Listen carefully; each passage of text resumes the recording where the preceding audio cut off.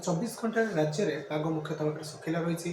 खास करके घूर्चा बल प्रभाव में आम उत्तर ओडिशा उपकूल और किसी आभ्यंतर ओडिशा जिलागुड़िक घन कुहुड़ी दृश्यमान रही। आम ट्विन सिटी कटक और भुवनेश्वर घन कुहुड़ी सकाल समय दृश्यमान रही। कटक में दृश्यमान दूरता 100 मीटर रही भुवनेश्वर 150 मीटर पाखापाखि रही।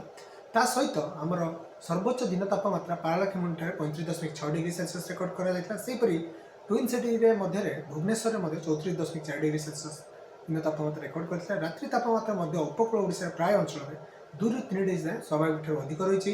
सर्वनिम्न रात्रि तापमात्रा आम राउरकेला 14.7 डिग्री सेल्सियस रेकर्ड कर बर्तमान कौन निर्दिष्ट पाणीपागर प्रभाव ना तेणु आगामी 5 दिन जाए राज्य में पाग मुख्यतः भाव में सुखिला षष्ठ और सप्तम दिन जोटा कि आम रोचे 23 और 24 तारिख में गोटे पश्चिमा झड़ प्रभाव में राज्य केतक जिले में हालुका वर्षार संभावना रही। आगामी जो रोचे 2 दिन मुख्यतः भाव में घूर्चा बल जो सक्रिय रही ओडिशा उपकूलस्थ बंगोपसागर अंचल में सक्रिय घूर्चा प्रभाव में आमर किसी उपकूल पार्श्ववर्ती जिलागुड़िक आगामी 2 दिन जाए घन कुहुड़ी रही संभावना रही।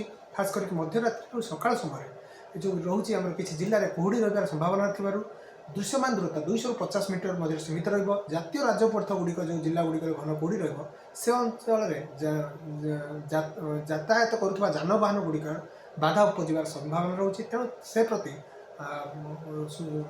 सतर्क रही सूचना जारी कर सहित रात्रि तापमात्रा आगामी जो रोचे 2 दिन मध्य आहरी 2 डिग्री वृद्धि होगार संभावना रही। परवर्त समय विशेष परिवर्तन संभावना नहीं।